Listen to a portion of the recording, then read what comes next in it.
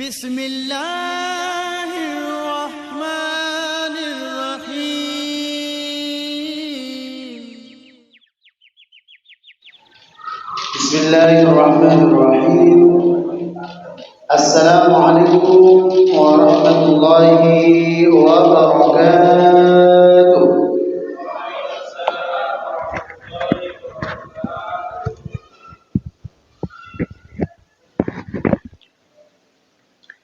Alhamdulillah, alhamdulillahilladzi an'amana bi ni'matil iman wal islam.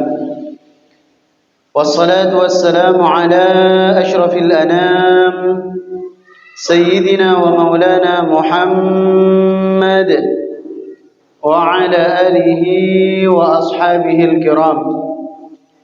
Qalu subhanaka la ilma lana إلا ما علمتنا إنك أنت العليم الحكيم. رب اشرح لي صدري ويسر لي أمري واحلل عقدة من لساني يفقه قولي. رضينا بالله ربا وبالإسلام دينا وبمحمد نبيا ورسولا. اللهم انفعنا بما علمتنا وعلمنا ما ينفعنا وزدنا علما نافعا. Amma ba'du. Yang kami hormati segenap pengurus Masjid Baitus Salam, yang kami hormati Bapak Imam Masjid Baitus Salam, para alim ulama, tokoh masyarakat, serta seluruh jamaah yang hadir pada malam hari ini. Pertama, bersyukur kita kepada Allah dengan sama-sama kita mengucapkan Alhamdulillahi Rabbil Alamin atas segala nikmat dan karunia yang telah Allah berikan kepada kita. Bersolawat kepada Rasulullah dengan sama-sama kita mengucapkan Allahumma salli ala Sayyidina Muhammad wa ala ali Sayyidina Muhammad. Jamaah yang dimuliakan oleh Allah, seperti biasa setiap Ahad malam Senin kita mengadakan kajian rutin sembari menunggu waktu Isya. Kita manfaatkan waktu yang singkat ini untuk lebih memperbanyak lagi dan memperdalam lagi ilmu dalam agama Islam. Tema kajian yang akan kita angkat pada malam hari ini adalah tentang penyakit zahir dan penyakit batin. Tema ini kita angkat, alasan yang paling mendasar adalah kadang-kadang kita tidak seimbang dalam menyikapi kesehatan lahir kita dan kesehatan batin kita. Pun sebaliknya, kita juga tidak seimbang dalam menjaga atau mengobati sakit yang diderita oleh lahir dan sakit yang diderita oleh batin. Contoh yang paling gampang, ketika lahir kita sakit, ketika fisik kita sakit, badan kita sakit, itu paniknya kita luar biasa. Masih teringat dalam benak kita, di mana kurang lebih 3 tahun kita begitu khawatir dengan satu virus yang luar biasa dampaknya. Padahal yang sakit hanya fisik, yang sakit hanya lahir saja. Tapi kita panik luar biasa. Berbagai macam cara kita upayakan bagaimana fisik kita jangan sampai sakit. Bahkan kekhawatiran yang berlebih sampai membuat kita mengasuransikan kesehatan kita. Kalau nanti sakit, oh aman, ada asuransi. Mulai dari asuransi yang diterbitkan oleh pemerintah Bahkan ada jamaah yang kurang merasa puas dengan pelayanannya, membuat asuransi yang di luar program pemerintah. Karena begitu khawatir akan sakit jika menimpa fisiknya, badannya. Tapi pernahkah kita sekhawatir itu ketika yang sakit adalah batinnya, ketika yang sakit adalah jiwa kita, ketika yang sakit adalah hati kita? Pernahkah kita sepanik itu? Padahal jamaah sekalian, ada perbedaan yang cukup besar antara dampak buruk ketika yang sakit itu adalah lahir dan dampak buruk ketika yang sakit itu adalah batin. Kita bahas satu persatu.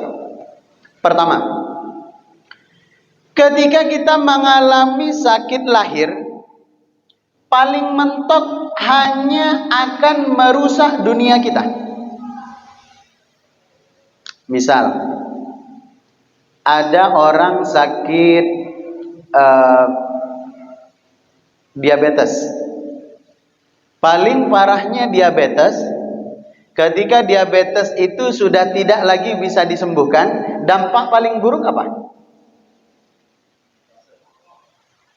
Ya, amputasi bisa. Lebih buruk lagi, meninggal kan?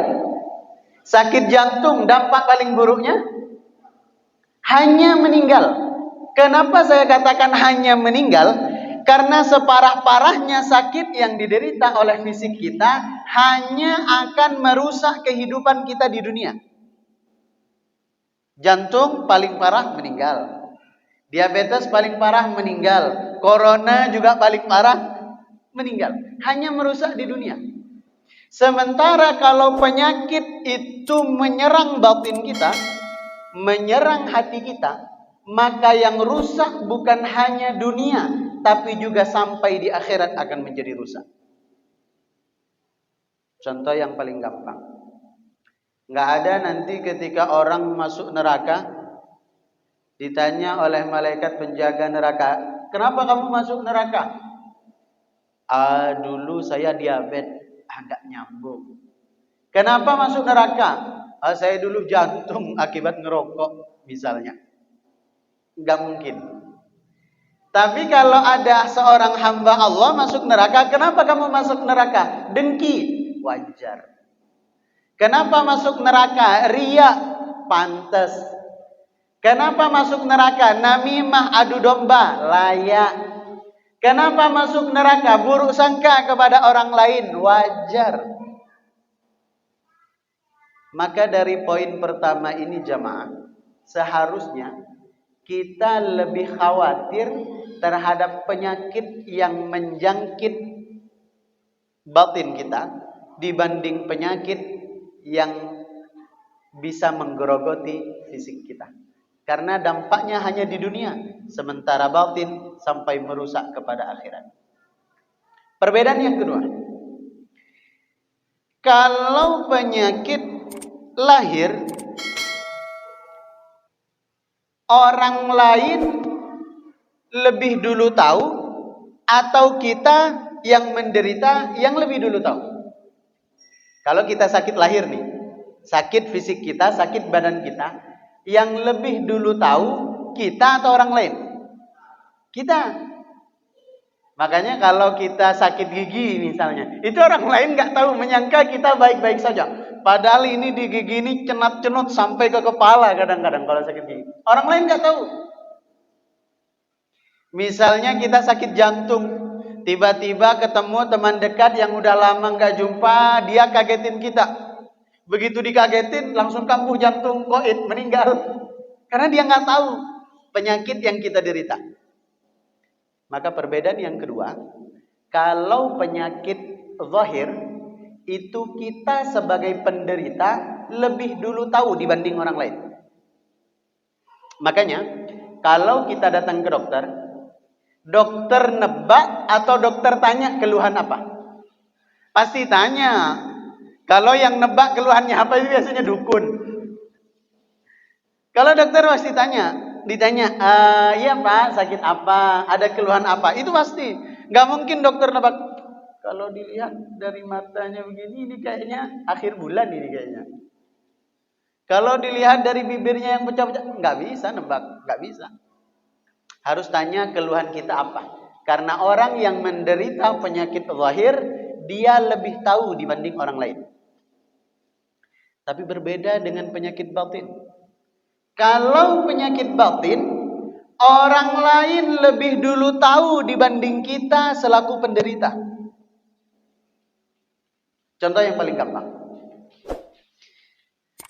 Kadang-kadang orang yang pelit itu merasa dirinya baik-baik saja. Merasa dirinya nggak ada masalah. Yang tahu kalau dia pelit adalah orang lain. Dia kadang-kadang nggak merasa. Orang yang sombong itu menganggap bahwa sifatnya, kepribadiannya itu biasa-biasa saja. Itu wajar-wajar saja. Tapi yang lebih dulu tahu adalah orang lain. Maka anehnya penyakit batin adalah orang lain lebih dulu tahu dibanding kita sebagai penderita. Maka penting jamaah sekalian, apa yang dicontohkan oleh Sayyidina Umar. Sayyidina Umar itu ketika beliau menjabat sebagai khalifah, sebagai Amirul Mukminin, istilahnya sekarang menjabat sebagai presiden lah. Itu setiap hari beliau masuk ke rumah-rumah warga. Salah satu tujuannya adalah untuk bertanya kepada setiap orang yang dijumpai. Beliau bertanya begini, rakyat, sahabat, atau dipanggil namanya fulan, coba kamu nilai saya seperti apa? Saya sombong atau tidak? Saya adil atau tidak? Saya zalim atau tidak? Saya curang atau tidak? Saya jujur atau tidak? Saya amanah atau tidak? Itu sering kali ditanya oleh Sayyidina Umar ketika jumpa dengan orang. Bagaimana pendapat kamu tentang saya? Saya ini kekurangannya apa? Dan ketika orang tersebut menyebut kekurangannya apa, selalu Sayyidina Umar memberikan hadiah. Sebagai bentuk terima kasih. Sebagai bentuk terima kasih karena orang tersebut sudah memberitahu kepada kita penyakit apa yang diderita oleh batin kita. Kenapa penting untuk kita tahu apa penyakit batin kita? Karena sama dengan penyakit lahir. Tidak mungkin ditemukan apa obatnya kalau belum dianalisa apa penyakitnya. Makanya kalau kita datang ke rumah sakit, ditanya dulu sama dokter, keluhannya apa Pak? Oh, suka sakit nih, kepala belakang nih. Kemudian dicek tensi segala macam. Oh, ini asam urat. Atau ini kolesterol ini tinggi nih. Setelah ditentukan apa penyakitnya, diobservasi apa yang diderita, baru kemudian diputuskan, obatnya ini. Tidak mungkin langsung diputuskan apa obatnya sementara belum tahu penyakitnya. Jangan sampai jangan-jangan mungkin sakitnya sakit gigi tapi minum obat sakit perut. Sementara sakit perut yang diminum obat sakit kepala, nggak nyambung karena belum divonis apa penyakitnya. Maka sangat bersyukur Sayyidina Umar ketika orang lain memberitahu penyakit apa yang beliau derita. Tapi kadang-kadang hal ini yang kurang kita contoh dalam kehidupan sehari-hari. Boro-boro kita mau bertanya kepada orang lain tentang penyakit apa yang kita derita.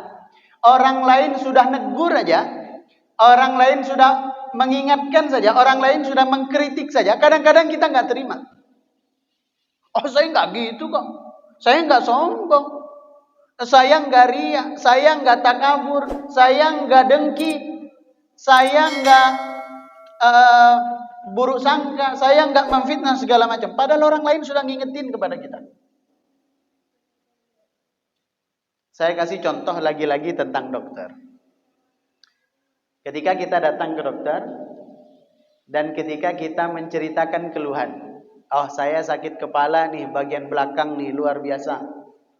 Kemudian dokter observasi. Dan kemudian dari observasi itu menyampaikan kepada kita, kita terdiagnosa sakit kolesterol misalnya. Seharusnya kita senang apa sedih? Seharusnya kita senang. Kenapa mesti senang? Bukan senang karena kita alhamdulillah akhirnya kolesterol juga. Enggak begitu maksudnya. Kita senang sebab dokter itu sudah memberitahu penyakit kita apa. Kalau sudah tahu, kita lebih berhati-hati. Oh, kalau makan ini boleh tapi jangan banyak. Oh, kalau makan ini boleh tapi dibatasi. Oh, obat yang mesti diminum ini. Oh, nanti terapi yang harus dijalani seperti ini. Itu akan ketahuan kalau sudah didiagnosa dan diketahui apa penyakitnya. Sementara kita, orang lain sudah ngasih tahu penyakit kita apa, kadang-kadang kita nggak terima. Bukan berterima kasih, bahkan nggak terima. Maka kalau ada orang yang diingatkan, dikritik, dinasehati, dan dia marah, atau dia tidak terima, hanya ada dua kemungkinan. Apakah dia tidak ingin sembuh dari penyakitnya, atau jangan-jangan dia tidak merasa bahwa dirinya terjangkit penyakit. Tidak merasa bahwa dirinya sedang sakit. Jamaah yang dimuliakan oleh Allah Subhanahu wa taala. Yang ketiga, perbedaan antara penyakit zahir dan penyakit batin. Kalau penyakit zahir itu banyak dokternya, banyak spesialisnya. Sekarang kita sakit diabetes, ada nggak spesialisnya? Ada. Kita sakit jantung, ada spesialisnya? Ada. Apapun, sampai THT. Apa tuh THT? Telinga, hidung, tenggorokan, ada. Spesialis kulit, ada. Semuanya ada, mulai dari ujung rambut sampai ujung kaki, dokter spesialisnya ada. Tapi kalau kita sakit batin, hati kita yang sakit, jiwa kita yang sakit, tidak ada satupun dokter spesialisnya. Nggak bisa kita datang ke dokter nanti malam misalnya. Dok, saya punya keluhan. Apa keluhan? Saya itu kalau ibadah nggak ikhlas, dok.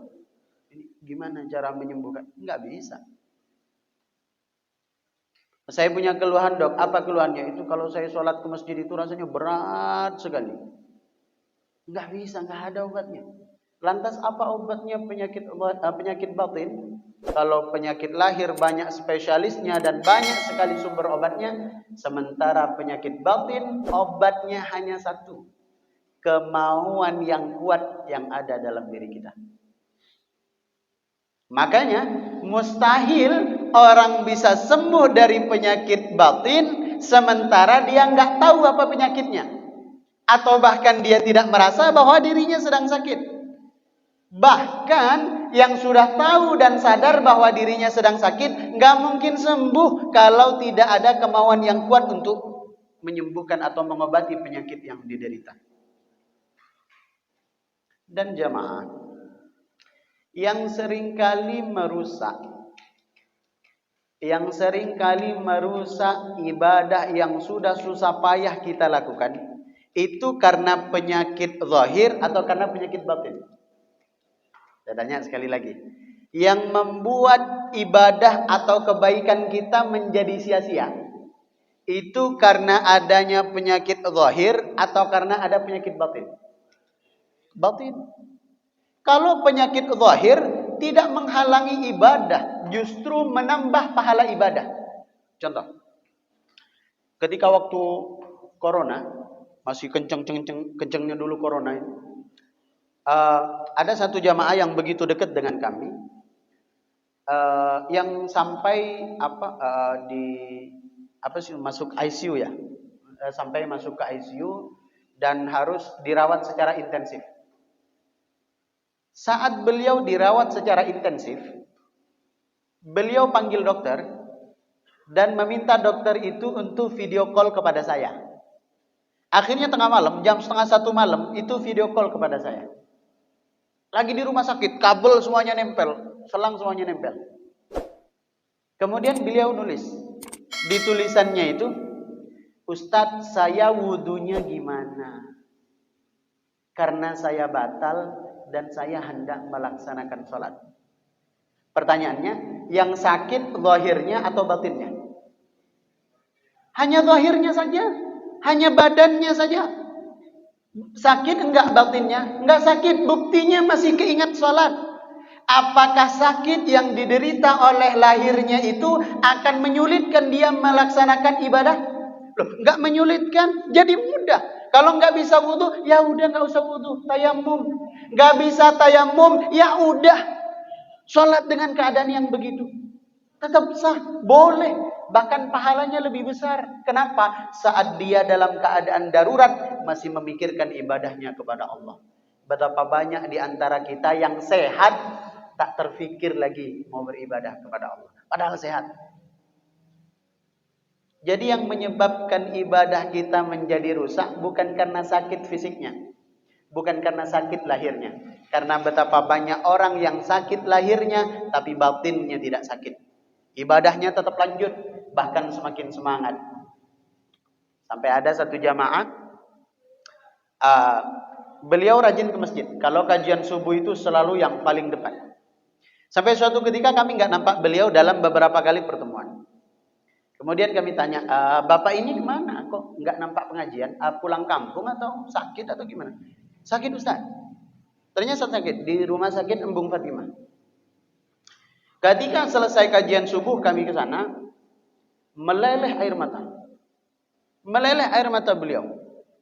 Mengapa? Betapa inginnya untuk melaksanakan sholat fardu berjamaah sebagaimana waktu dia sehat. Berapa inginnya beliau menjaga keistiqomahan duduk di majelis ilmu. Tapi karena sakit terhalang. Pahalanya berkurang? Enggak. Pahalanya tetap utuh, nggak berkurang sekalipun, sedikit pun nggak berkurang. Tapi kalau yang sakit adalah batin kita, maka semua ibadah yang kita lakukan menjadi sia-sia. Misalnya ada orang sholat, batinnya masih bermasalah, maka sholatnya menjadi sia-sia. Apa misal batinnya bermasalah? Ya misalnya masih dengki, masih suudzon kepada orang lain, masih kerap kali membuka aib dan menceritakan kekurangan orang lain, itu kan termasuk di antara sakitnya batin kita. Maka menjadi sia-sia salat.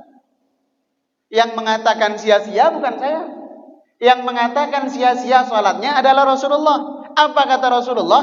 Ketika man salatuhu, barang siapa yang salatnya lam tanhahu anil fahsya wal munkar, dia salat tapi salatnya belum bisa mencegah dia dari perbuatan keji dan perbuatan munkar, falam yazdad illa bu'dan, maka tidak ada yang bertambah dari salatnya itu melainkan semakin dia salat semakin dia jauh dari Allah Subhanahu wa taala. Kenapa? Salat tapi masih ada penyakit batin. Puasa masih ada penyakit batin. Bagaimana hukum puasanya? Percuma.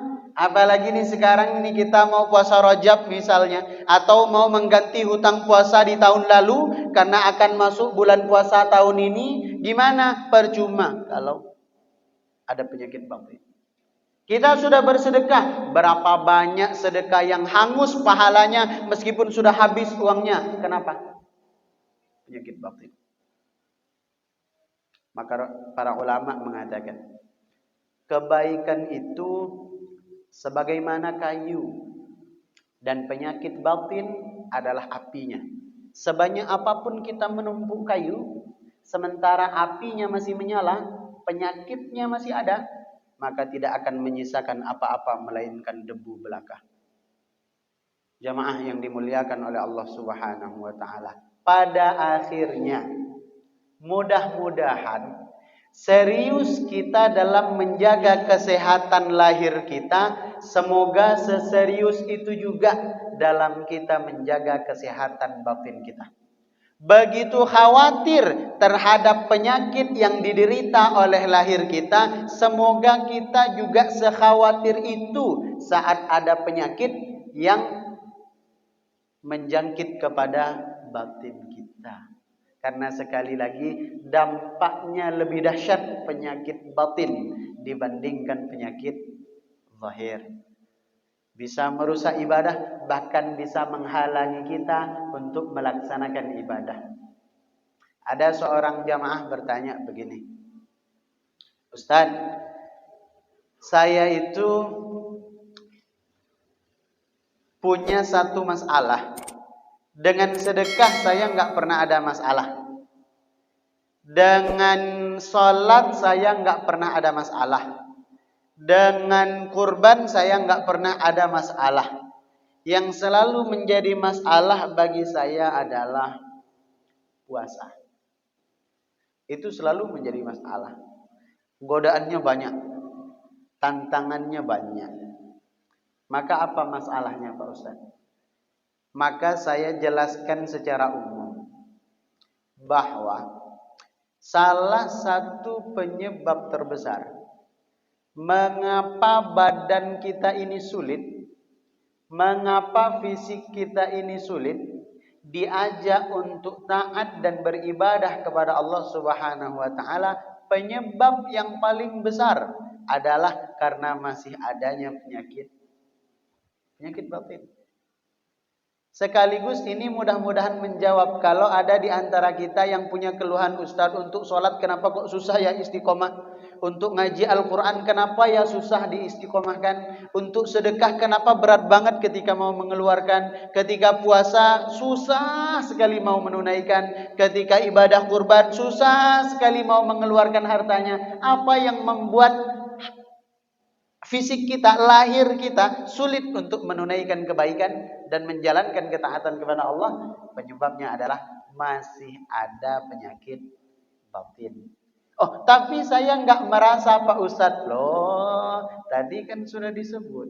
Kalau penyakit batin, dia lebih dulu tahu atau orang lain lebih dulu tahu? Orang lain lebih dulu tahu. Maka kalau yang sakit batinnya, tanya ke orang lain. Kita suami tanya ke istri, apa penyakit jiwa saya? Kalau kita istri tanya ke suami, apa penyakit batin saya? Kalau kita orang tua tanya ke anak, kalau kita jamaah tanya kepada jamaah yang lain, kalau kita warga tanya kepada tetangga kita, pasti ditemukan. Sebaik apapun kita. Kenapa kita penting bertanya kepada orang lain? Karena sifat buruk manusia itu adalah jeli menilai kekurangan orang lain, tetapi bodoh dalam menilai kekurangan dirinya sendiri. Maka kita perlu untuk bertanya kepada orang lain, kita seperti apa? Sombong apa enggak? Iya kan? Pelit apa enggak? Jujur apa enggak? Amanah apa enggak? Baik apa enggak? Penting. Dan ketika dijawab jangan marah. Kadang kita asik nak bertanya, begitu dijawab, enggak kok saya enggak. Kok malah protes gimana? Ibarat sudah didiagnosa sama dokter, kamu diabetes, kamu kolesterol, enggak kok dok.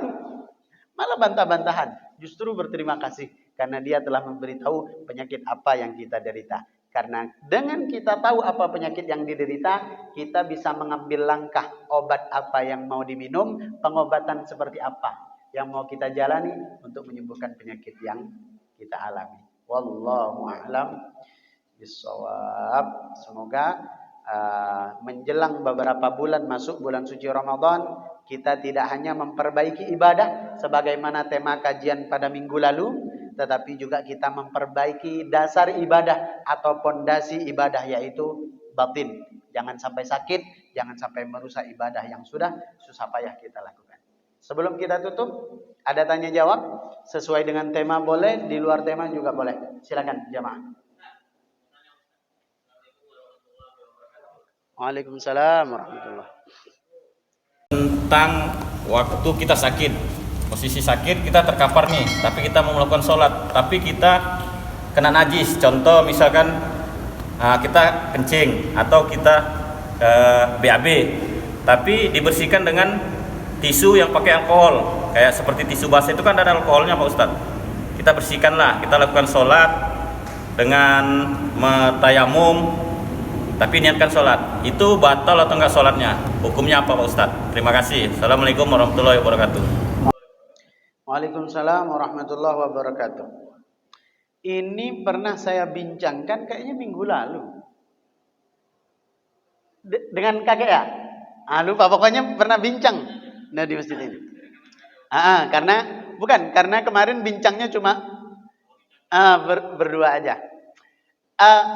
Istinja atau membersihkan najis yang ada pada badan kita bisa menggunakan media selain air. Salah satunya adalah tisu.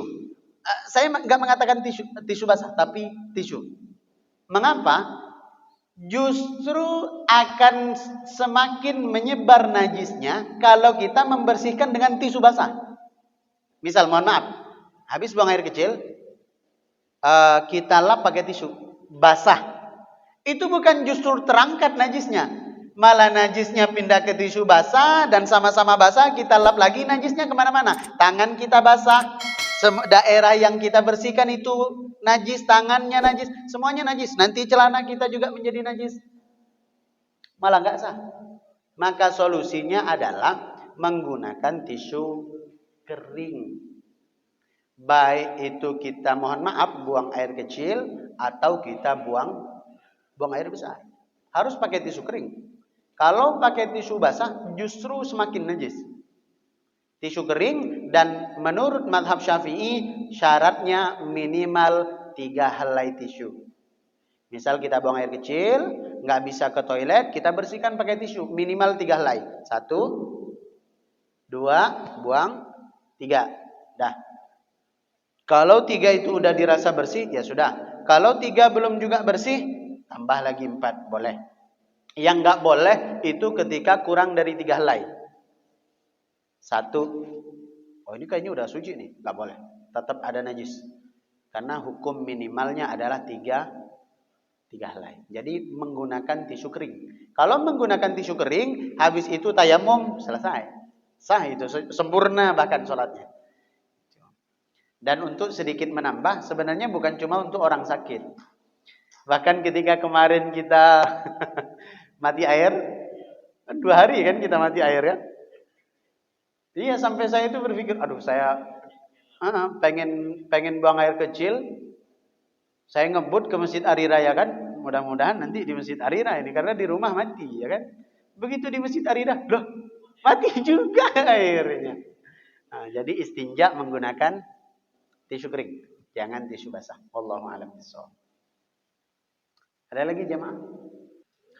Mudah-mudahan kalau ada sesi diskusi tanya jawab dimanfaatkan semaksimal mungkin.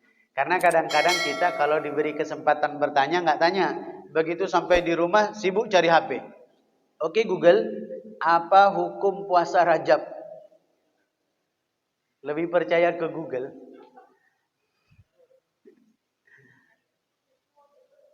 Cukup? Ya Ustadz Google.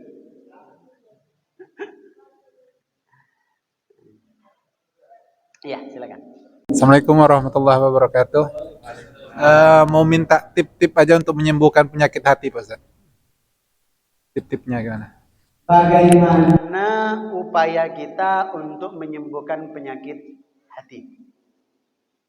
Pertama, banyak beristighfar kepada Allah. Memohon ampun kepada Allah. Terbersit nih sombong, istighfar.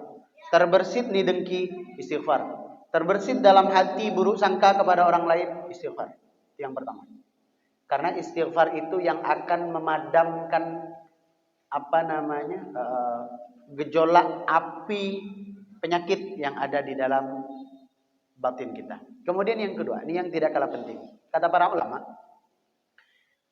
yang memperparah penyakit batin dan membuat penyakit batin itu sulit untuk disembuhkan adalah apa yang kita makan. Maksudnya, Jangan sampai kita mengkonsumsi makanan atau minuman yang tidak halal. Entah itu secara zatnya atau bagaimana cara mendapatkannya.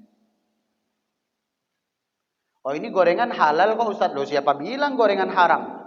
Tetapi kalau kita duduk di angkringan, makannya 5 bayarnya 3, yang 2 jadi haram.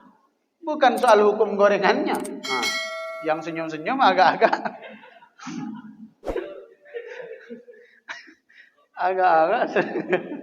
jadi gitu. Itu. Makanya yang diajarkan oleh para ulama, yang dijaga oleh beliau-beliau adalah jangan sampai harta yang tidak halal masuk ke dalam rumah. Karena nanti akan sampai kepada istri belanja bahan makanan, nanti dimasak, dimakan sekeluarga. Itu yang menyebabkan ada penyakit dalam batin kita yang semakin hari semakin sulit disembuhkan. Kemudian yang terakhir, yang ketiga, banyak berkumpul dengan orang soleh. Kenapa? Karena kalau kita berkumpul dengan orang soleh itu yang akan memberitahu apa penyakit yang ada dalam diri kita. Kalau kita berkumpul dengan orang yang ahli maksiat, dia bukan justru memberitahu untuk disembuhkan, dia mendukung. Tadi malam saya nggak sholat isya, gara-gara tidur habis sholat maghrib, saya tidur, bangun-bangun udah subuh. Apa kata orang yang ahli maksiat? Mending kamu cuma nggak sholat isya, saya 5 waktu nggak sholat. Akhirnya apa yang terjadi? Masih muncul dalam hati kita, mending saya cuma nggak sholat isya. Loh, jadi mending loh. Padahal itu satu kesalahan yang besar. Tapi kalau bertemu orang soleh, kita dapat nasihat. Kalau ketemu orang yang ahli maksiat, kita dapat pembenaran atas kesalahan yang kita lakukan. Wallahu a'lam bishawab. Mudah-mudahan itu bisa kita terapkan. Cukup? Baik, kalau sudah tidak ada lagi, kita tutup majelis kita pada malam hari ini dengan sama-sama kita membaca doa penutup majelis. Subhanakallahumma wa bihamdika asyhadu an la ilaha illa anta astaghfiruka wa atubu ilaik. Kurang dan lebih mohon maaf. Wabillahi taufiq wal hidayah. Wassalamualaikum warahmatullahi wabarakatuh. Waalaikumsalam warahmatullahi wabarakatuh. Sawah kita udah ada. Banyak sawit aja. Berapa kampung diberi sawit Pulang kampung lagi nanti. Oh gitu. baru pulang kampung. Iya. Saya merekomendasikan